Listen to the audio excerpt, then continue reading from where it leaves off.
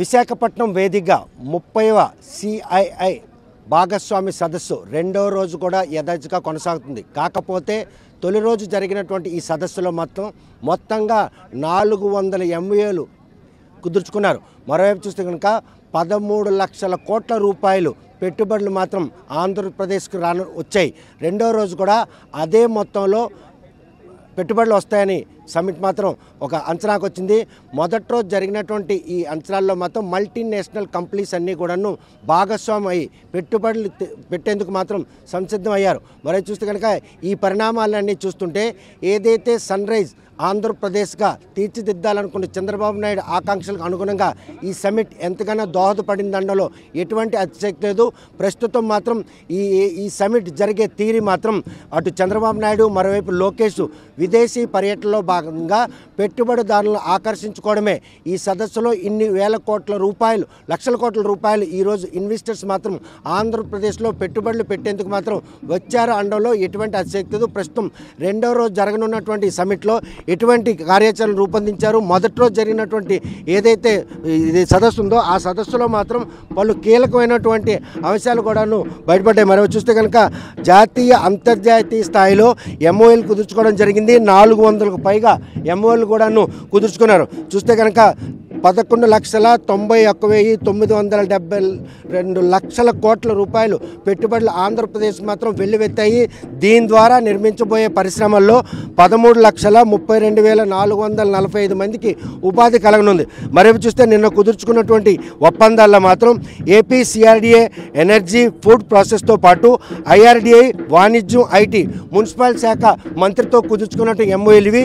మరేపు చూస్తే కనుక ఈరోజు కుదుర్చుకున్న కార్యక్రమాల్లో కూడా రైమండ్ నిర్మించబడినటువంటి ఏదైతే విశాఖలో ఉన్నటువంటి షోరూమ్కు వర్చువల్ విధానంలో కొద్దిసేపటి క్రితమే చంద్రబాబు నాయుడు ఈరోజు శంకుస్థాపన చేయడం జరిగింది. మరోవైపు ఈరోజు చూస్తే కనుక విదేశాలకు సంబంధించి న్యూజిలాండ్, అదేవిధంగా జపాన్, మెక్సికో దేశం ప్రతినిధులతో కూడాను ఈరోజు ఆయన భేటీ కానున్నారు. గ్రీన్ ఎయిర్ ఫీల్డ్కి సంబంధించి, సినర్జీకి సంబంధించి, సిటీ ఏపీ టూరిజం విజయానికి సంబంధించిన సైన్స్ అటువంటి కార్యక్రమాల్లో కూడాను ఈరోజు MOUలు కుదుర్చుకున్నారు. బాబు సమీక్షల్లో 2 రోజులు పెద్ద మొత్తంలో జాతీయ అంతర్జాతీయ సంస్థలకు సంబంధించిన ప్రతినిధులు ఈరోజు ఆయన ఈ సదస్సులో పాల్గొన్నారు. ప్రస్తుతం రెండో రోజు ఉన్నటువంటి ఈ సదస్సులో పలు కీలకమైనటువంటి కంపెనీలు పెట్టుబడులు పెట్టేందుకు సంసిద్ధంగా ఉన్నాయి. మొదటి రోజు ఏదైతే 11 లక్షల కోట్ల రూపాయలు పెట్టుబడులు పెట్టిన పరిశ్రమలు నిర్మించేందుకు అవసరమైనటువంటి అన్ని ఒప్పందాలు కుదుర్చుకున్నటువంటి కంపెనీలు నిర్భయంగా ఆంధ్రప్రదేశ్లో కంపెనీల నిర్మాణానికి ముందుకు వచ్చే విధంగా ప్రభుత్వం తీసుకున్నటువంటి ఈ చర్యలు ఈరోజు యాజమాన్యాలకు ఒక భరోసా ఇచ్చిందని చెప్పుకోవచ్చు. ఆంధ్రప్రదేశ్ను అభివృద్ధి చేయాలన్నటువంటి ఆయన ఆకాంక్షలకు అనుగుణంగానే ఏవైతే రాయితీలు కావచ్చు, నిబంధనలు కావచ్చు, ఇవన్నిటిని కూడాను కంపెనీ యాజమాన్యాలకు అనుగుణంగానే ఈరోజు రూపొందించబట్టే ఇన్ని లక్షల కోట్ల రూపాయలు పెట్టుబడులు పెట్టేందుకు పెద్ద మొత్తంలో ఈరోజు కంపెనీ యాజమాన్యాలు రావడం జరిగింది. ప్రస్తుతం రెండో రోజు జరగనున్నటువంటి ఈ సదస్సులో ఎటువంటి కీలక అంశాలు చర్చకు రానున్నాయి, ఎన్ని MOUలు కుదరనున్నాయనే విషయం మా ప్రతినిధి మరిన్ని వివరాలు అందిస్తారు. చూస్తే కనుక రెండో రోజు సదస్సు సాగుతూ ఉంది. ఈ సదస్సులో ఈరోజు ఎటువంటి కార్యక్రమాలు చంద్రబాబు నాయుడు పాల్గొంటారు, ఏ దేశాలతో ఈరోజు భేటీ కానున్నారు? ఈరోజు CII ఈవెంట్ని ఆంధ్రప్రదేశ్ గవర్నమెంట్ చాలా ప్రెస్టీజియస్ ఈవెంట్గా తీసుకుంది. ప్రస్తుతం అయితే మనం ఈరోజు సెకండ్ డేలో ఉన్నాము. ఈరోజు ఆల్రెడీ రేమాండ్ గ్రూప్స్తో కలిగితే MOU కూడా చేసేసుకున్నారు చంద్రబాబు నాయుడు గారు. Speed of doing the business అంటూ ఇన్వెస్టర్స్ అందరినీ అట్రాక్ట్ చేస్తున్నారు. ఈరోజు ఆల్రెడీ అనుకున్న విధంగానే ఆల్రెడీ టార్గెట్ కూడా 10 lakh crores ఇన్వెస్ట్మెంట్ టార్గెట్ కూడా కంప్లీట్ చేశారు. ప్రస్తుతం అయితే ఇప్పుడు ఆంధ్రప్రదేశ్కి ఆల్రెడీ 400 MOUs కూడా కంప్లీట్ చేశారు వాళ్ళు. ఈరోజు అయితే Google data center already Google data center కూడా ఇప్పుడు వచ్చింది. ఈ సెంటర్కి ఇలానే ఇంకో 2 అడిషనల్ సెంటర్స్ కూడా యాడ్ చేస్తున్నారు. Reliance 1000 megawatts capacity data center పెట్టడానికి కూడా ముందుకు వచ్చింది.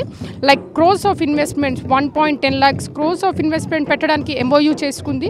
అలానే Brookfield company 2.16 lakhs crores investment చేయడానికి అయితే MOU చేసుకుంది.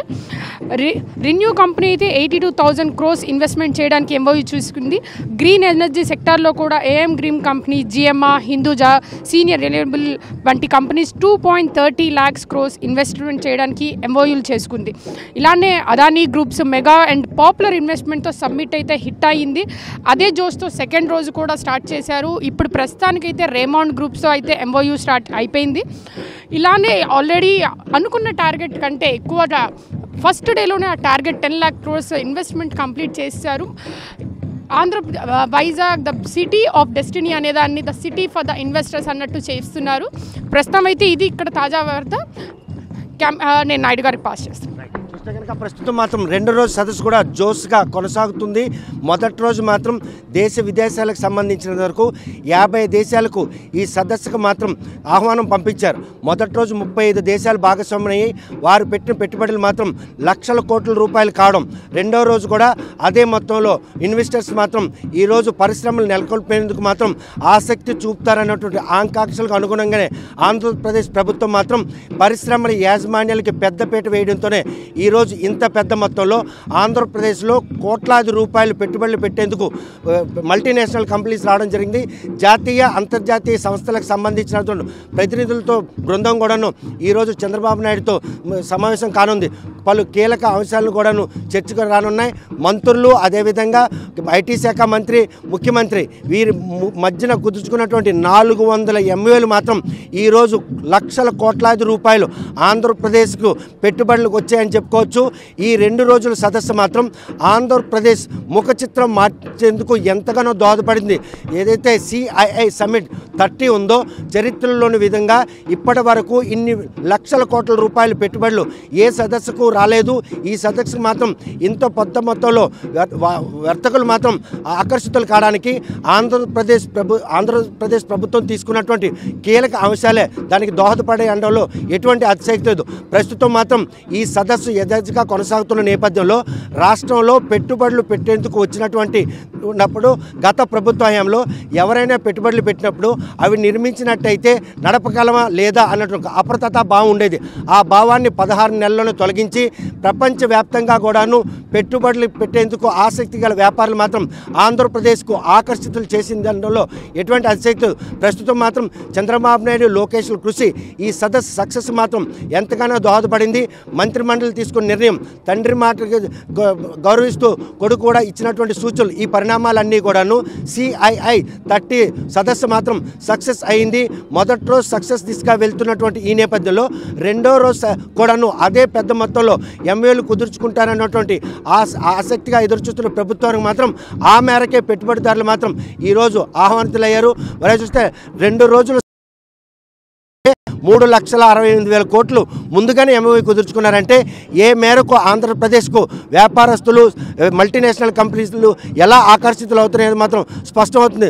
ఈరోజు ఉత్తరాంధ్ర దిశ మారే పరిణామాలకు మాత్రం విశాఖ వేదికగా జరిగినటువంటి 30వ CII భాగస్వామ్య సదస్సు మాత్రం ఎంతగానో దోహదపడింది. ఆంధ్రప్రదేశ్ అభివృద్ధికి ఈ లక్షలాది కోట్ల రూపాయల పెట్టుబడులు, ఉపాధి కల్పనకు కూడాను పెద్ద మొత్తంలో అవకాశాలు కళ్ళ ముందే కనిపిస్తున్నాయి. ఆంధ్రప్రదేశ్ దేశంలో మొదటి స్థానంలో నిలబడాలనుకున్న ఒక విజన్ ఉన్న నాయకుడిగా ఉన్న చంద్రబాబు నాయుడు మాత్రం విజన్ 2020 అన్నటువంటి నినాదంతో ఉమ్మడి ఆంధ్రప్రదేశ్ని అభివృద్ధి చేసిన రోజుల్లో ఆయన మాత్రం 420గా ఆ రోజు మాత్రం హేళన చేశారు. కానీ విజన్ 2020తో పాటు ఈరోజు 2047 దిశగా అడుగులేస్తున్నటువంటి చంద్రబాబు నాయుడు మాత్రం ఎట్టి పరిస్థితులను కూడాను ఆకాంక్షలకు అనుగుణంగానే ఈరోజు పెట్టుబడులను ఆకర్షించుకున్నారు. ఆంధ్రప్రదేశ్ మాత్రం దేశంలో అగ్రగామిగా నిలిచిపెట్టేందుకు ఆయన చేసిన ప్రయత్నమే ఈ సదస్సుకు పెట్టుబడులు వచ్చినటువంటి కంపెనీలు వెలువడంలో ఎటువంటి అతిశక్తి లేదు. చరిత్ర సృష్టించినోడు ఇప్పుడు ఆ చరిత్రని తిరగరాయబోతున్నాడు. అబద్ధాల గోడల్ని బద్దలు కొట్టి నిజాలను రాగా మీ ముందుంచబోతున్నాడు. నిజమైన వార్తల కోసం వెంటనే డౌన్లోడ్ చేసుకోండి రా యాప్ని.